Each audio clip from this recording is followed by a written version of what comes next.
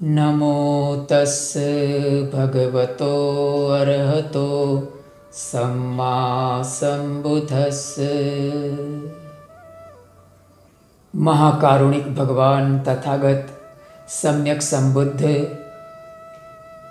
Bodhisattva Bharat Ratna doctor बाबा साहब भीमराव आम्बेडकर, जिनकी धम्म क्रांति को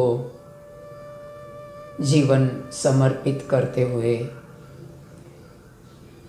हमारे पूज्य गुरुवर्य भदंत प्रज्ञाबोधि जी, जिनकी कृपा दृष्टि से सद्धम्म प्राप्त हुआ और जीवन में एक अद्भुत सांत्वना पाई, ऐसे गुरुवर्य को उनके चरणों में सादर प्रणाम वंदन और श्रद्धावान उपासक उपासिकाएं।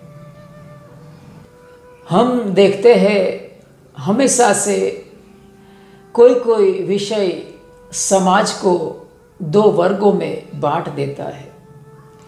ऐसे कई विषय हैं जटिल और पेचीदे, जो कि समाज को दो वर्गों में ही नहीं अनेक टुकड़ों में बांट देता है, अनेक मतांतर पैदा कर देता है। ऐसे विषय, ऐसा ही एक विषय लेकर आपके सामने उपस्थित हुआ हूँ। आहार अर्थात मांसाहार और शाकाहार के अनुसंधान में बड़ा ही पेचीदा और जटिल विषय है मांसाहार और शाकाहार का। एक सिर्फ मांसाहार शाकाहार शब्द सुनते ही इंसान के दिमाग में रीतसर का एक मानसिक भूचाल आ जाता है। इस बड़ा ही जटिल विषय है ये, और इसी विषय ने समाज को दो हिस्सों में बांट दिया है। समाज का एक वर्ग है जो कि मांसाहार का पूरी तरह से विरोध करता है और शाकाहार का समर्थन करता है। दूसरी तरफ एक दूसरा वर्ग भी है जो कि मांसाहार का समर्थन करता है और शाकाहार के अगेंस्ट में भी है। ये दोनों मतों को, ये दोनों आर्ग्यूमेंट को हम देखते हैं, समझते हैं, और ये दोनों आर्ग्यूमेंट के अलावा इस विषय की सच्चाई क्या है उसे भी जानने की कोशिश करते हैं, और भगवान तथागत सम्यक संबुद्ध आहार अर्थात मांसाहार शाकाहार के बारे में उनका क्या उपदेश है, उनका क्या कहना है, उसे भी जानते हैं। पहला तो हम मांसाहार के अगेंस्ट में, उनके विरुद्ध में जो दलीलें हैं, जो आर्ग्यूमेंट्स है, उनको समझने की कोशिश करते हैं कि एक समाज का वर्ग मांसाहार के बारे में उनका क्या कहना है, उनके अगेंस्ट में उनका क्या कहना है। बहुत ही स्वाभाविक है, ये समाज का वर्ग का जो दृष्टि है बहुत ही स्वाभाविक है। ये मांसाहार के अगेंस्ट में, मांसाहार के विरुद्ध में जो दृष्टि है, उनका कहना है कि मांसाहार एक हिंसा वृत्ति का देन है। मांसाहार में हिंसा वृत्ति समाई हुई है। मांसाहार हिंसा वृत्ति को बढ़ावा देता है। किसी भी पशु पक्षी जीव जंतु को जीने का उतना ही अधिकार है जितना कि इंसान को है। ये कहना उन लोगों का है जो कि मांसाहार के अगेंस्ट में आर्ग्यूमेंट रजू करते हैं। और भी वो कहते हैं कि जो मांसाहार है उनको प्रत्यक्ष रूप से या अप्रत्यक्ष रूप से उनको बढ़ावा मिले ऐसा कोई भी कार्य करना अकुशल कर्म है, वो पाप कर्म है। किसी भी पशु पक्षी की हिंसा करना, हिंसा करवाना और हिंसा करने के लिए किसी को प्रेरित करना एक पाप कर्म है, एक अकुशल कर्म है। मांस का आहार करना एक पाप है। मांस कोई खाता है, उसको खाने के लिए प्रेरित करना दूसरा पाप है। कोई अगर जीव को मारता है तो वो भी पाप है। जीव मारने के लिए किसी को प्रेरित करता है तो वो पाप है। ऐसा आर्ग्यूमेंट जो मांसाहार के अगेंस्ट में जो कहते हैं उनका कहना है। ये बहुत मोटी मोटी दलील है। उसके अलावा एक बहुत ही ध्यान आकर्षित करने वाली दलील वे लोग ये पेश करते हैं कि जो हमारा शरीर है, जो हमारी काया है, वो शाकाहार के अनुरूप निर्मित हुई है। वो मांसाहार के अनुसार उसका निर्माण नहीं हुआ है। जैसे कि एक शेर है, एक बिल्ली है, बाघ है, ये मांसाहार वर्गीय प्राणी है, पशु है। दूसरी तरफ भेड़ बकरी है, मेढ़े है, तो ये है शाकाहारी प्राणी है जो हरी हरी पत्तियां पेड़ पौधे खाते हैं। तो ये एक समाज के वर्ग का कहना है कि जो मांसाहारी पशु होते हैं उनके पास नुकीले दांत एवं नुकीले नाखून होते हैं, तो उनका जो इंटरनल जो डाइजेस्टिव सिस्टम है वो भी मांसाहार के अनुरूप ही होती है। तो उनके लिए ये वाजिब है कि वो मांसाहार करें। उन्हें कुदरत ने ऐसा बनाया है, उनके पास नुकीले दांत और नुकीले नाखून दिए हैं ताकि वो मांस का भक्षण कर सके, और उसी के मुताबिक उनकी जो आंतरिक संरचना है उसी के मुताबिक वो बनी हुई है। तो जबकि भेड़ बकरियां हैं वो शाकाहारी वर्ग के पशु प्राणी हैं, उनका जो आचरण है, उनका जो उनके पास नुकीले दांत या नुकीले नाखून नहीं है, उनकी दंत पंक्तियां सीधी होती है, उसका जो शरीर है वो शाकाहार के अनुरूप ढला हुआ है।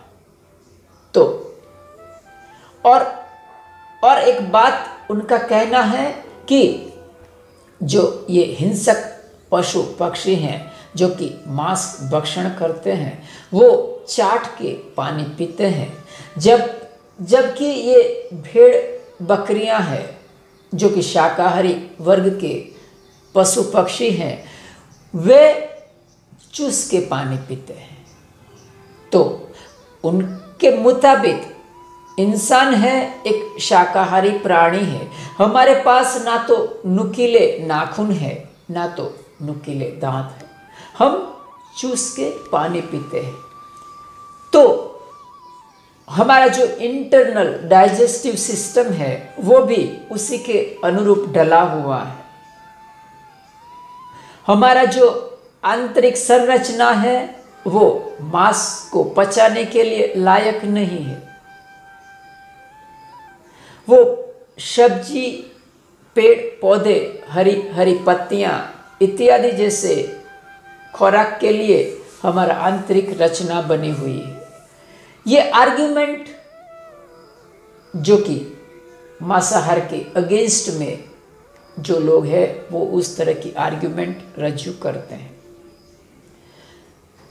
अभी दूसरे वर्ग को हम देखते हैं जो कि मांसाहार का समर्थन कर रहे हैं और शाकाहार का विरोध करते हैं। उसमें भी हम दो प्रकार की आर्ग्यूमेंट को देख सकते हैं। एक तो ये है कि उनका कहना है, जो कि मांसाहार के समर्थन में अपना आर्ग्यूमेंट पेश करते हैं, उनका कहना है कि अगर इंसान मांसाहार नहीं करता है तो संसार में पशु पक्षी जीव जंतुओं में इतनी तो वृद्धि हो जाएगी कि सांस लेना मुश्किल हो जाएगा। मछलियों की और जो कि चिकन मुर्गी इत्यादि की तादाद इतनी बढ़ जाएगी कि इंसान का जीना मुश्किल हो जाएगा। समुद्र की सतह पर मछलियां तैरने लगेगी। और उनका कहना है कि जो सब्जी इत्यादि होता है उसमें से एक खास प्रकार का विटामिन B12 उपलब्ध नहीं होता है, और वो विटामिन B12 है वो सिर्फ मांसाहार में से मिलता है। डिफिशियंसी ऑफ विटामिन B12 कहते हैं। इस विटामिन की खामी की वजह से इंसान में एनीमिया जैसी बीमारी लागू हो सकती है। और जो मांसाहार का समर्थन करते हैं उनका ये भी कहना है कि मांसाहार में भरपूर मात्रा में प्रोटीन होता है और उससे इंसान का शरीर बहुत ही मजबूत एवं रुष्ट पुष्ट बनता है, आदमी तंदुरुस्त बनता है। अगर किसी को तंदुरुस्ती चाहिए तो उसे मांसाहार करना पड़ेगा। ये जो कि मांसाहार के समर्थन में एक प्रकार का आर्ग्यूमेंट है। ये दोनों आर्ग्यूमेंट को हमने देखा। अभी आइए हम सच्चाई क्या है उसको हम जानते हैं। दरअसल इंसानी दिमाग किस तरह से सोचता है। इंसान का एक बड़ा सा खूबी यह होता है कि वो हमेशा श्रद्धा के कारण सच्चाई का गला घोंट देता है। हम हिंसा किसे कहते हैं यह पहले समझना पड़ेगा। हिंसा हम किसे कहते हैं? किसी भी पशु पक्षी को जब मारते हैं और वो कुछ प्रतिक्रिया करता है, अपने जीवन को बचाने की कोशिश करता है, उसे हम हिंसा कहते हैं। हम अच्छी तरह से जानते हैं कि विज्ञान ने साबित कर दिया है कि पेड़ पौधे जो हम जिसका सब्जी बना रहे हैं वो उसमें जीवन धबकता है। हम उसे हिंसा नहीं मानते हैं, हमें हिंसा नहीं दिखाई देती है। आप तनिक सोचिए, पेड़ पर से हम एप्पल को तोड़ते हैं और एप्पल अचानक से फड़फड़ाने लगेगा, भागने की कोशिश करने लगेगा, तो आप मानने लगेंगे कि ये बहुत बड़ी हिंसा है। गेहूं का पौधा काटते समय गेहूं हम आटा पिसवाते हैं और गेहूं इधर उधर भागने लगे और प्रतिक्रिया करने लगे जीवन बचाने की, तो इंसान मानने लगेगा कि ये हिंसा है। जब तक ये प्रतिक्रिया कोई नहीं करता है जीवन बचाने की, तब तक उसे हिंसा नहीं माना जाता है।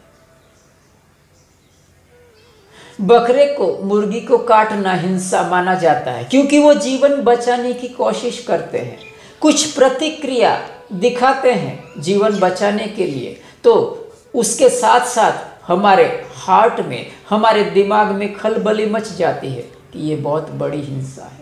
लेकिन सच्चाई ये है कि हम कुछ भी खाए उसमें थोड़े बहुत मात्रा में हिंसा समाई हुई है। अगर हम लंबे समय तक उपवास करते हैं तो भीतर ही भीतर एक हिंसा पैदा होती है। ये हिंसा के कारण अंदर ही अंदर जो जीव कोश है, जो सेल्स है, वो एक दूसरे को खाने लगते हैं।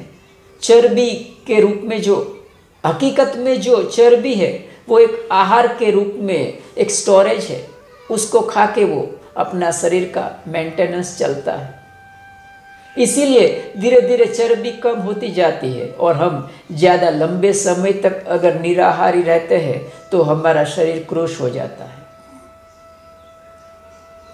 तो हम हिंसा किसे मानते हैं? माता के कुक्षी से जन्म के साथ ही जो शिशु होता है उसका पहला आहार माता का दूध होता है, और माता का जो आहार है वो दरअसल शाकाहार नहीं है, वो प्राणिज प्रोडक्ट है, वो चर्बी में से बनता है। इसीलिए आप देख सकते हैं कि जितने भी मांसाहारी पशु है वो घास पत्तियां नहीं खाएंगे लेकिन दूध जरूर पिएंगे, क्योंकि दूध में से वो स्मेल आता है जो कि चर्बी में है। वो चर्बी की स्मेल के कारण बिल्ली को, कुत्ते को, शेर, बाघ, किसी भी हिंसक मांसाहारी पशु को दूध पसंद आता है। तो हम किसे कहते हैं? मांसाहार। और हमारा जो दृष्टि है वो किस तरह का है उस पर निर्भर करता है मांसाहार है कि शाकाहार। हम जब किसी एक शेर को, बाघ को, किसी एक हिंसक पशु को शिकार करते हुए देखते हैं, हिरण का, तो हमारे भीतर बहुत करुणा जागती है, हमारा माइंड में खलबली मच जाती है। हमें लगता है कि बेचारे को मार दिया हिरण को। लेकिन समझने की बात यह है कि जो शेर या बाघ होता है उसके मन में हिंसा का भाव बिल्कुल ही नहीं होता है। वो हिरण में एक भोजन की थाली देखता है, हिरण का जो अलग अलग अवयव है उसको, उसका वो अनुमान लगा के उसको देखता है कि ये इतना स्वादिष्ट होगा, ये इतना स्वादिष्ट होगा, ये इतना स्वादिष्ट होगा। बहुत ही पेचीदा मामला है। अगर आप शेर या बाघ की दृष्टि से देखेंगे तो पता चलेगा कि उसे जो हिरण है, भेड़ बकरियां हैं, उसे भेड़ बकरी के रूप में नहीं देखता है, उसे एक भोजन की थाली में देखता है, एक भोजन की थाली के रूप में देखता है। उसी तरह से अगर हम पेड़ पौधे की दृष्टि से देखेंगे तो पता चलेगा कि पेड़ पौधे के लिए जो बाघ या शेर है वो मांसाहारी नहीं है, उसके लिए बाघ या शेर है वो शाकाहारी है, क्योंकि उसके जीवन को बाघ या शेर नुकसान नहीं करता है। जबकि पेड़ पौधे के लिए जो हिरण है, बकरियां, भेड़ बकरियां हैं, वो उसके लिए मांसाहारी है, क्योंकि उसके जीवन को लिए वो घातक है। तो हमारा दृष्टि कैसा है, हम क्या मानते हैं, हमारे संस्कार क्या दिए हैं, उसके ऊपर हमारा जो मानसिकता है वो निर्भर करता है। हम श्रद्धा के कारण सच्चाई का गला नहीं घोंट सकते हैं। अब आइए हम बात करते हैं कि भगवान तथागत सम्यक संबुद्ध मांसाहार और शाकाहार के अनुसंधान में क्या कहते हैं। बहुत समझने जैसी बात है कि भगवान तथागत सम्यक संबुद्ध का जो मार्ग है वो मिडल पाथ है, वो मध्यम मार्ग है। तथागत के समय में समाज दो हिस्सों में बटा था, दो धर्म के वर्ग में बटा था। एक वर्ग ऐसा था जिसमें वो हिंसा की टोच के ऊपर था, पशु पक्षियों की, इवन मनुष्यों की बलि दी जाती थी। धार्मिक प्रवृत्ति के नाम पर, यज्ञ के नाम पर हिंसा की जाती थी, पशु पक्षियों एवं मनुष्यों की भी बलि दी जाती थी। यह एक वर्ग था। ये बहुत सारे धर्म में ये इस प्रकार की हिंसा चलती थी। आप उसके जो स्क्रिप्चर्स है उसमें आप झांक कर देख सकते हैं। हिंसा की एक अति पर यह वर्ग था, दूसरी तरफ एक दूसरा वर्ग भी था जो कि अहिंसा की अति पर था। इंसान का सांस लेना भी दुश्वार हो जाता था, उतना तो उसको खींचा था अहिंसा को कि इंसान का जीवित रहना मुश्किल हो जाएगा। इंसान जी ही नहीं सकता है ऐसी जिंदगी, और वो तार्किक या तो बुद्धिगम्य बिल्कुल ही नहीं है। भगवान तथागत सम्यक संबुद्ध ने ये दोनों छोर को अच्छी तरह से देखा और उन्होंने इस कारण से एक मध्यम मार्ग को निकाला। और मध्यम मार्ग में तथागत का मांसाहार और शाकाहार के अनुसंधान में उनका क्या आर्गुमेंट है, उसे हम देखते हैं। भगवान तथागत सम्यक संबुद्ध अपनी धम्म वाणी में उनके दो सूत्र हैं, एक आमगंध सूत्र जिसे कहते हैं और उस एक को है जीवक सूत्र। पहले हम बात करते हैं आमगंध सूत्र की। आमगंध सूत्र में एक जो पूर्व में काश्यप बुद्ध हो गए उनकी बात है। काश्यप बुद्ध को एक कोई उपासक उनको प्रश्न करता है मांसाहार के बारे में। आमगंध का अर्थ होता है जो दुर्गंध, उसको ऐसा कह सकते हैं कि जो मांस की दुर्गंध होती है उसे आमगंध कहा है। तो जो उपासक था वो बुद्ध काश्यप को पूछता है कि मांसाहार ठीक है या मांसाहार गलत है। काश्यप बुद्ध क्या कहते थे, क्या कहते हैं उनको? कहने का तात्पर्य यह था जो काश्यप बुद्ध थे उनका, कि एक शाकाहारी व्यक्ति भी बुरा हो सकता है, एक मांसाहारी व्यक्ति भी अच्छा हो सकता है। हमारा जो मेंटेलिटी है, अन्न ऐसा मन, वो गलत है। मांसाहारी व्यक्ति अच्छा हो सकता है, भला हो सकता है, सज्जन हो सकता है, सदाचारी हो सकता है, ऑनेस्ट हो सकता है, धम्मवान हो सकता है। दूसरी तरफ जो शाकाहारी व्यक्ति है वो द्वेषीला हो सकता है, जहरीला हो सकता है, जातिवादी हो सकता है, उच्च नीच का भेद करने वाला हो सकता है, दूसरे को प्रति अन्याय करने वाला हो सकता है। ये बहुत ही संभावना है, आप समाज में बहुत अच्छी तरह से देख सकते हैं। शाकाहारी व्यक्ति और मांसाहारी व्यक्ति का मानसिकता आप अच्छी तरह से ऑब्जर्व करके अपना ओपिनियन तय कर सकते हैं। काश्यप बुद्ध का यही कहना था कि हकीकत में आमगंध क्या है, मानी दुर्गंध क्या है, जो हमारे दुर्गुण होते हैं, जो द्वेष होता है, दूसरे के प्रति नफरत होती है, जो कुछ भी चीज़ों के प्रति लोलुपता होती है, लोभ वृत्ति होती है, हिंसा होती है, हिंसा का भाव होता है, दूसरे को नीचा दिखाने का भाव होता है, अहंकार होता है, ईर्ष्या होती है, उसकी जो दुर्गंध है वो मांसाहार से ज्यादा होती है। जो काश्यप पूर्व के बुद्ध थे उनका यही कहना था कि हकीकत क्या है। हकीकत यह है कि इंसान अगर सदाचार की प्रैक्टिस करता है, उसमें सज्जनता है, वो व्यक्ति मांसाहारी भी हो सकता है, शाकाहारी भी हो सकता है। और कोई कोई बार तो उल्टा ही चीज देखने को मिलता है। शाकाहारी व्यक्ति अपने शाकाहार के कारण बड़ा ही अहंकार जन्माता है, और जो मांसाहारी व्यक्ति है उनको बड़ा ही घृणा से देखता है। वो जैसे कि मैं आपके सामने बोल रहा हूँ अभी, जैसे कि आप जानते हैं कि मैं पहले भी एक वीडियो में बता चुका हूँ कि मैं जन्म से ही शाकाहारी हूँ। भविष्य में मैं कुछ भी कह नहीं सकता हूँ, लेकिन मैं जन्म से शाकाहारी हूँ।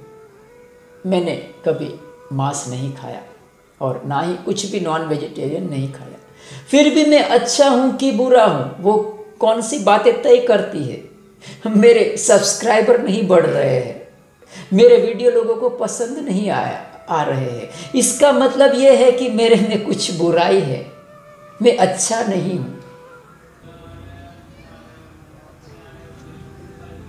और अगर बात धर्म की ही है, अगर बात धर्म की ही है, तो मैं आपको मेरे जीवन का दृष्टांत बताता हूं। जब भी मैं स्कूल में पढ़ता था, हम गरीब थे, हमारे पास बहुत गरीब थे हम। तो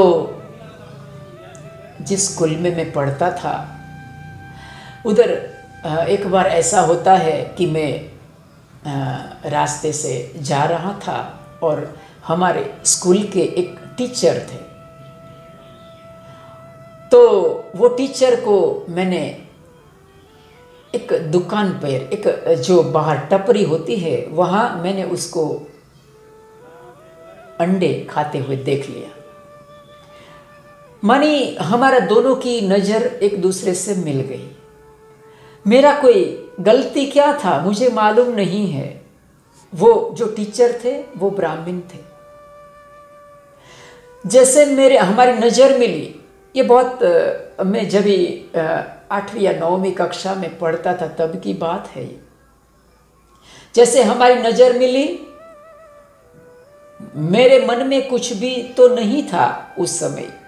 मुझे इतना मालूम था कि ये ब्राह्मण है। मैं तो मांसाहार नहीं करता हूँ कि, लेकिन वे लोग करते हैं।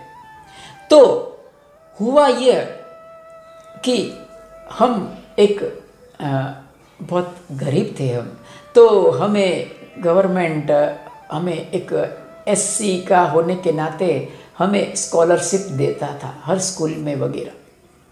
तो उस टीचर ने, पता नहीं उसके मन में क्या भाव था, हमारी जो स्कॉलरशिप थी, हमारे पास एक लेटर लिखवा लिया कि हमारे जो फादर है उनका इतना इतना इनकम है, हम स्कॉलरशिप लेने के लिए लायक नहीं है। और बड़ा ही हमारे साथ हुआ था कि हमें 2-3 साल तक स्कॉलरशिप हमारी नहीं मिली थी। वो टीचर ने लिखवा के ऊपर ऑफिसर के पास भेज दिया था। ये धम्म का पहलू है, देखिए आप। तो आमगंध सुत्त में जो पूर्व के काश्यप बुद्ध थे, उनका यही कहना था कि मांसाहार यानी जो दुर्गंध हकीकत में दुर्गुणों की होती है। दुर्गंध यानी दुर्गुण, जो दुर्गुण होती है उसकी ज़्यादा दुर्गंध होती है बजाय मांसाहार की। ये बात है आमगंध सुत्त की। दूसरा सुत्त भगवान बुद्ध का, जो कि मज्जिम निकाय में एक जीवक सुत्त करके है, उसमें भगवान बुद्ध क्या कहते हैं कि भगवान बुद्ध ने मांसाहार के बारे में जो बात कही है वो आपका जीवन का ताला खोल देगी। आप जिस तरह से आपका दृष्टि बदल जाएगा। उनका क्या कहना था, और शायद हो सकता है कि आप एक सही बात को आप समझ पाएंगे। जीवक सुत्त में जीवक एक बार भगवान बुद्ध को कहता है कि हे तथागत, ये जो बाहर के लोग हैं वो आपकी निंदा कर रहे हैं। वो कहते हैं कि जो भगवान है वो मांसाहार करते हैं, और जो मानी दूसरों का दिया हुआ वो मांस खाते हैं, और वो मानी मांसाहार करते हैं। तो वो पूछता है जीवक कि भगवान आपका क्या कहना है? क्या वे लोग यथार्थवादी हैं? क्या वे लोग जो बोल रहे हैं वो सत्य है? भगवान बुद्ध मुस्कुराते हैं और जीवक को कहते हैं कि जो लोग मेरे बारे में ऐसा बताते हैं कि मैं जो इरादे से मांस खाता हूँ और तो वे लोग मेरे बारे में यथार्थवादी नहीं है, वो मूसावाद कर रहे हैं, वो अकुशल कर्म कर रहे हैं। किस तरह से? भगवान बुद्ध उनको कहते हैं कि जो तथागत है वो 3 प्रकार के मांस को ग्रहण करने के लिए मनाही करता है, जो कि देखा गया नहीं है, जो सुना गया नहीं है और जिसके प्रति शंका नहीं है। ऐसे मांस को ग्रहण करने में कोई पाप नहीं है। मेरा अनुरोध है आपसे कि आप अच्छी तरह से समझने की कोशिश करना, तो शायद जो आपकी ग्रंथि है उसका भेदन हो जाएगा। भगवान का कहना था कि अदृष्ट, अश्रुत और अपरिशंकित, ये 3 प्रकार का अगर मांस है तो आप खा सकते हैं। यानी मैंने देखा नहीं है कि मेरे लिए किसी भी पशु को काटा गया है, एक बात। दूसरी बात कि मैंने सुना नहीं है कि मेरे लिए मांस बनाया है, दूसरी बात। तीसरी बात, मुझे शंका भी नहीं है कि मेरे लिए मांस बनाया गया है। अगर ये 3 बातें शामिल होती है तो आप बेझिझक मांसाहार कर सकते हैं। ये भगवान बुद्ध का वचन है। अभी एक भिक्षु, एक भिक्षुणियां होने के नाते हम क्या इस बात को फॉलो कर रहे हैं? और भगवान बुद्ध ने यह कहा कि अगर मुझे पता है, मैंने सुना है कि मेरे लिए मांसाहार बनाया किया है, मुझे देखा है मैंने कि मेरे लिए मांसाहार है, और मुझे शंका है कि मेरे लिए मांसाहार है, मेरे लिए मांसाहार हो सकता है, इसको शंका कहते हैं। अगर ऐसी शंका है तो हम मांसाहार नहीं कर सकते। तथागत का कहना यह था कि आहार जो है, हम मांसाहार और शाकाहार एक हम पात्र के अंदर ग्रहण करते हैं। तो दरअसल पाप, अकुशल कर्म क्या है उसको समझना पड़ेगा। जब भी हम कोई भी आहार को ग्रहण करते हैं और अगर हम पूरी लोलुपता के साथ खाते हैं, बड़ा ही राग के साथ, बड़ा ही स्वादिष्ट है इसीलिए उसे ग्रहण करते हैं, तो समझिए वो अकुशल कर्म हो गया। चाहे आप आलू की सब्जी खाएं तो भी, चाहे आप भिंडी की सब्जी खाएं तो भी, लोलुपता, क्रेविंग, बहुत स्वादिष्ट है, बहुत अच्छा है, उसका मुझे बार बार चाहिए। अगर ये लोलुपता है, ये क्रेविंग है, ये बड़ा ही एक खिंचाव है आहार के प्रति, तो समझिए एक भिक्षु, एक भिक्षुणी या उपासक, उपासिका के लिए ये मांसाहार ही है। इस भेद को अच्छी तरह से समझना पड़ेगा, अच्छी तरह से उसे मेरी बात को समझने की कोशिश करना। आहार का दोष नहीं है, आहार हमारी जो मानसिकता है उसका दोष है। दोष है हमारे भीतर जो राग है, हमारे भीतर जो क्रेविंग है, हमारे भीतर जो तृष्णा है, दोष उसका है। इसीलिए भगवान बुद्ध ने पात्र दिया है।